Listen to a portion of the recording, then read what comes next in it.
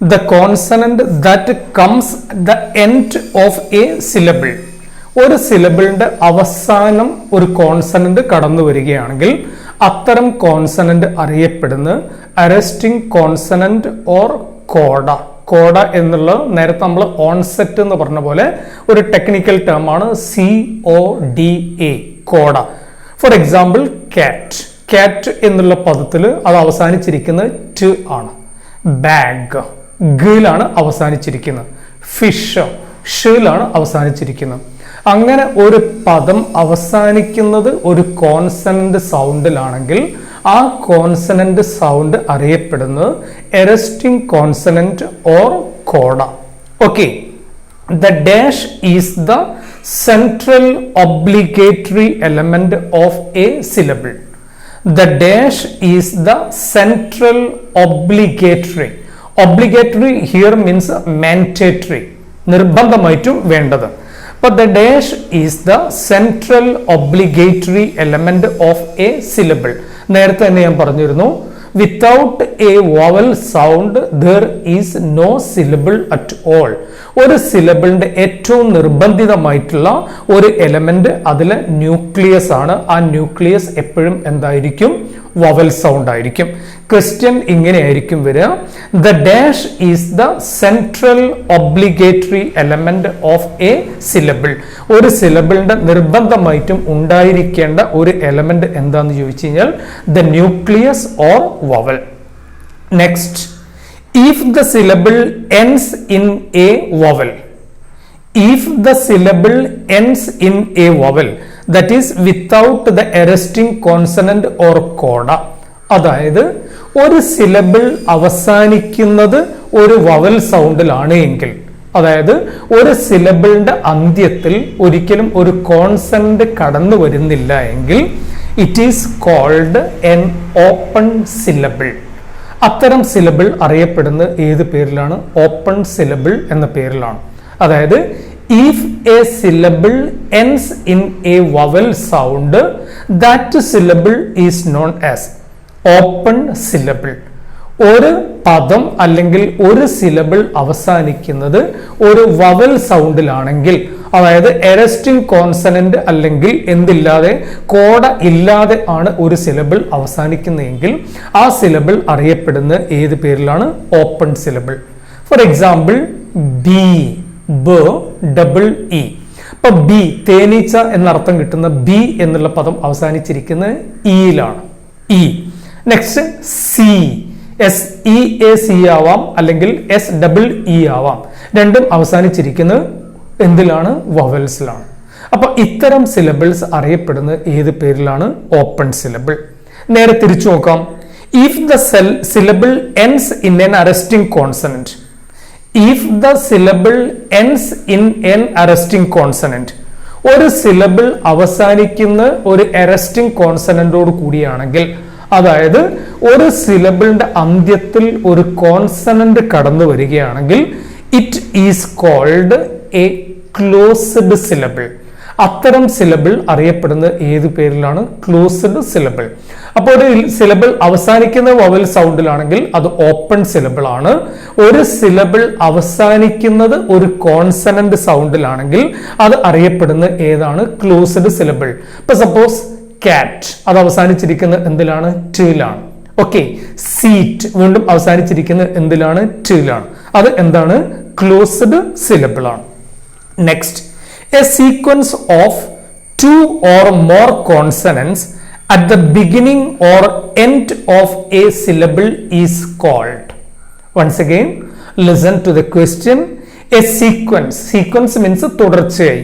A sequence of two or more consonants at the beginning or end of a syllable is called.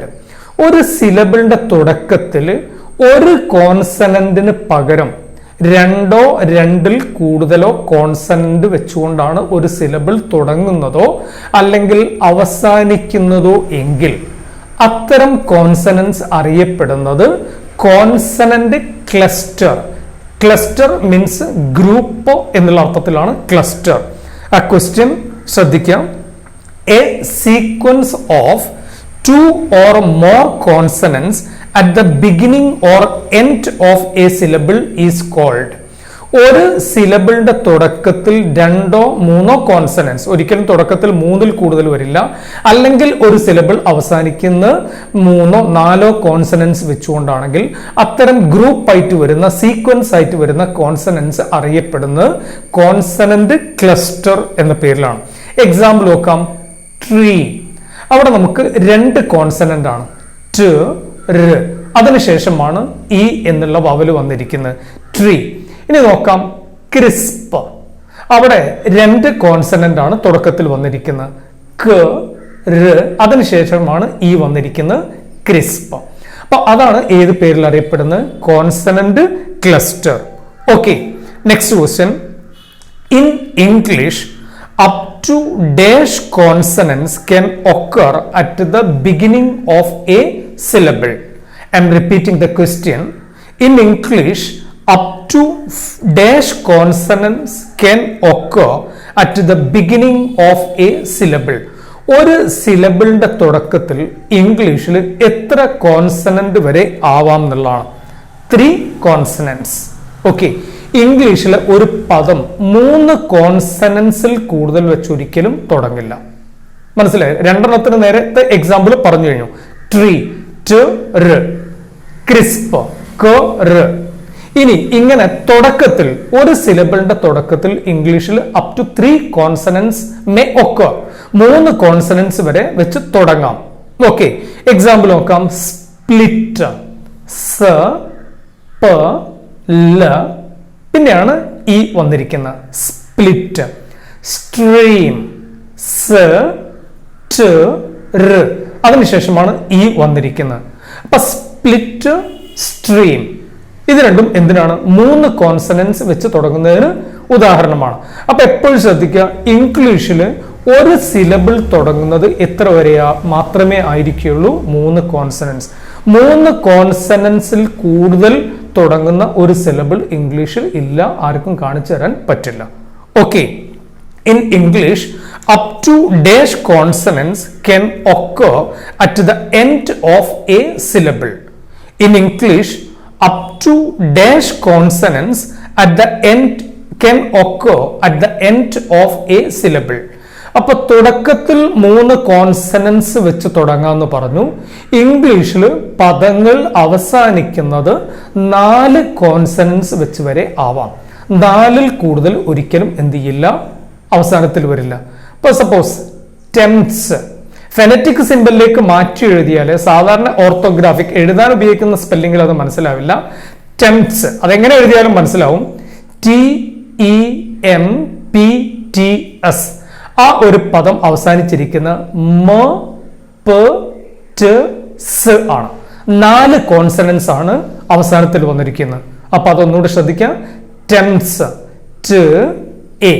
ട്, എ തുടക്കത്തിലുള്ള 2 sound അങ്ങ് മാറ്റി വെക്കുക. പിന്നീടുള്ള ടെംസ്, മ, പ, ട്, സ്.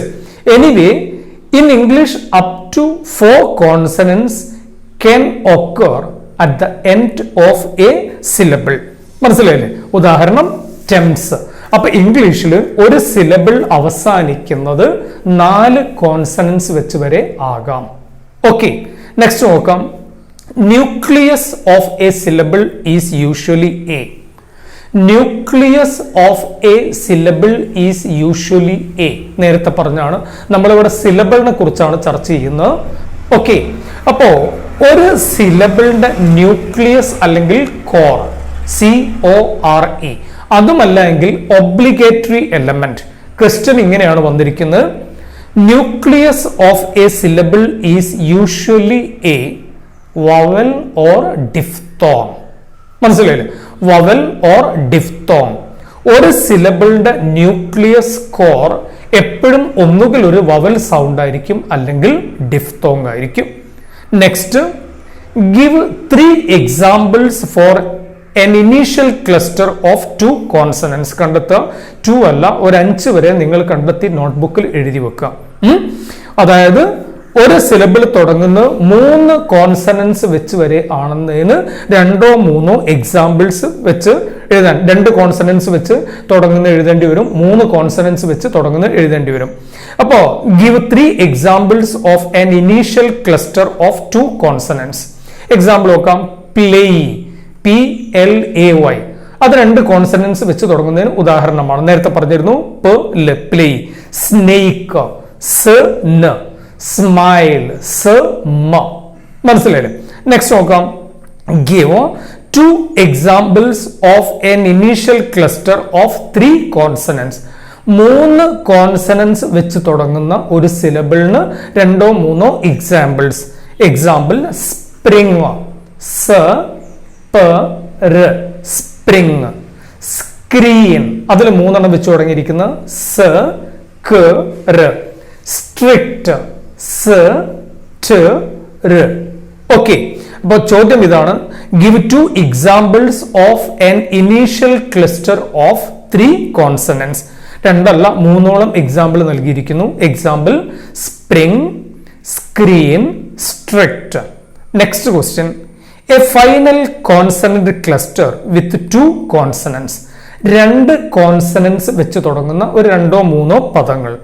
Example test, bulk, think. അതിന് ഒന്ന് സിലബിക് ഡിവിഷൻ നടത്തി നോക്കാം. ടെസ്റ്റ്, അപ്പൊ ടെസ്റ്റ് എന്നുള്ള അവസാനിച്ചിരിക്കുന്ന സ്റ്റ് 2 കോൺസണൻസിലാണ്. ബൾക്ക്, ബൾക്ക് അവസാനിച്ചിരിക്കുന്ന ൽക്ക് 2 കോൺസണൻസിലാണ്. തിങ്ക് അവസാനിച്ചിരിക്കുന്ന 2 കോൺസണൻസിലാണ്. Okay. A final cluster of 3 consonants. 3 consonants വെച്ച് തുടങ്ങുന്ന അവസാനിക്കുന്ന 2 or 3 പദങ്ങൾ. A final cluster of 3 consonants. Example tempt, ഇനി അവസാനിക്കുന്ന 3 കോൺസണന്റ്. ടെംപ്റ്റ്. ടെക്സ്റ്റ്, അതിനെ ഒന്ന് സിലബിക് ഡിവിഷൻ അല്ലെങ്കിൽ അതിനെ എന്ത് ചെയ്യാം, സെഗ്മെന്റ് ഫെനീമാക്കി ഒന്ന് ഡിവൈഡ് ചെയ്ത് നോക്കാം. ടെക്സ്റ്റ്,